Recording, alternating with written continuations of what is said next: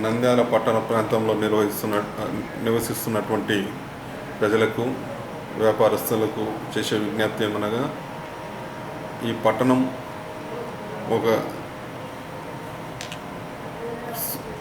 ఈ పట్టణంలోని అక్రమ కట్టడాల గురించి ఇంతకుముందే తెలియజేశాము.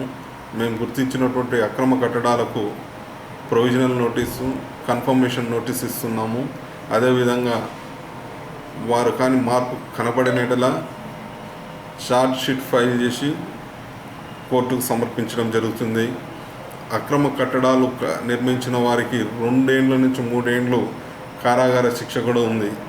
కనుక ప్రజలు ఎవరు కూడా అక్రమ కట్టడాలకు, అన్ఆథరైజ్డ్ కన్స్ట్రక్షన్స్కు ప్లాన్ తీసుకొని డీవియేట్ చేసే కట్టడాలు ఇవన్నీ చేయరాదని తెలియజేస్తున్నాం.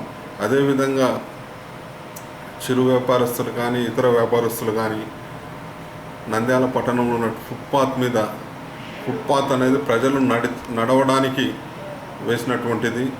ప్రజలు రోడ్ల మీద నడవలేరు, ఫుట్పాత్ మీద నడవాల్సింది. కాబట్టి ఎంతో వ్యయ ప్రయాసాలకి వచ్చి ఫుట్పాత్లు నిర్మించడం జరిగింది.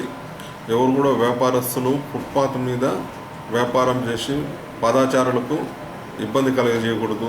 ఇది మీ పట్టణం.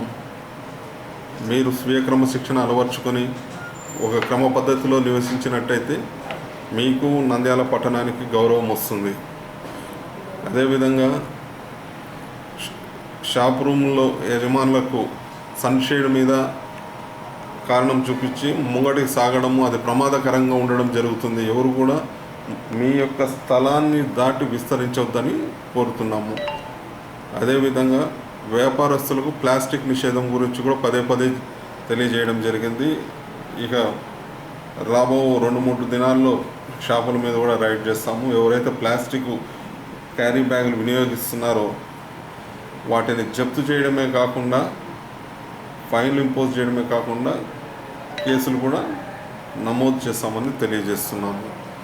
కనుక ప్రజలందరూ కూడా నంద్యాల పట్టణం ఒక ఆదర్శవంతమైన పట్టణంగా తీర్చిదిద్దాలంటే మీ యొక్క సహకారం అవసరము. మున్సిపాలిటీ 50% చేస్తే ప్రజల నుంచి వచ్చే సహకారం 50% ఉన్నట్టయితేనే మున్సిపాలిటీ అభివృద్ధి చెందుతుంది.